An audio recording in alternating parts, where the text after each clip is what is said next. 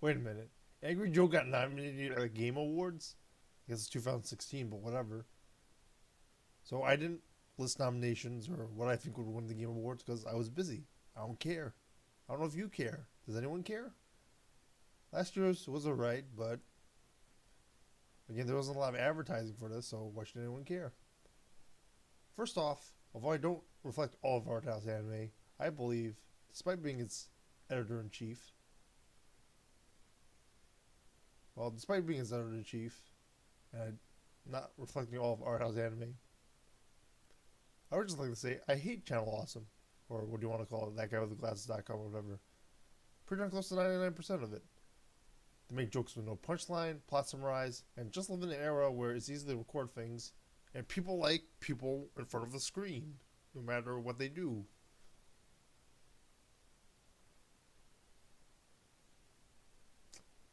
I get more to that later.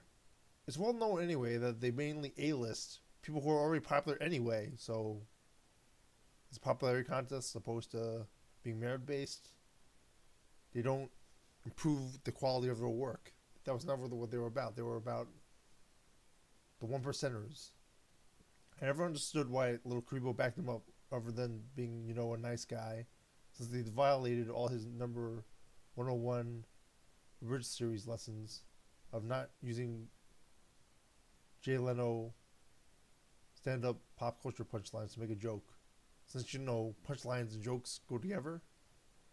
Second off, how did not one person make a meme out of this nomination? Angry Joe at the Game Awards. Is the internet so caught up with writing other people's stuff and not researching stuff and just following what anybody says that nobody cared that Jeff Keighley was invited Angry Joe for an interview once, pre-VGA, prior to Angry Joe yelling at Keighley, and after Jeff was being political about his appearance. And then Joe posted it online like an idiot to incriminate himself as a guy who doesn't do research, debate, or defend claims, and says just sells to people. Like normal human beings do. Like, seriously, everybody was like, oh, this is like a dramatic incident. All of a sudden, a couple of years later, nobody remembers, I guess, history and the Illuminati and, everybody controlling, what everybody learns, a thing. So, nobody cares about.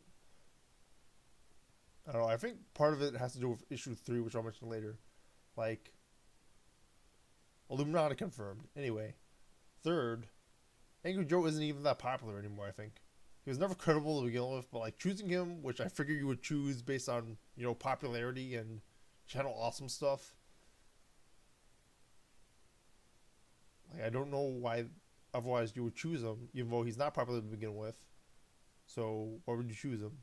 They went with Greg Miller and people like him last year, which was a critical and popular success of the last year's Game Awards. So, they throw that out and choose Angry Joe. Why? Obviously wasn't for popularity. And if they did choose for popularity, they could have chosen a lot of other people like Alpha Megasin, who I think does the Angry Joe thing anyway, which is annoying. Being angry and doing pop culture stuff without actually having his own thoughts.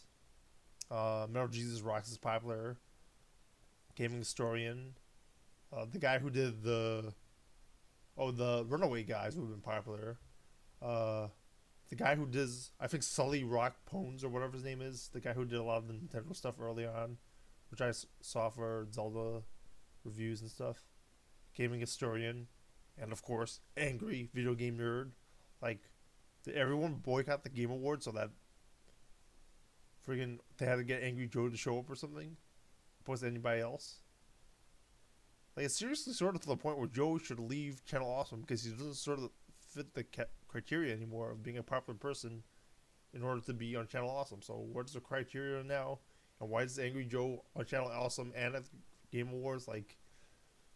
It's just really, really bizarre. And please, if you have any answers, please respond to this video because I'm so darn confused about it.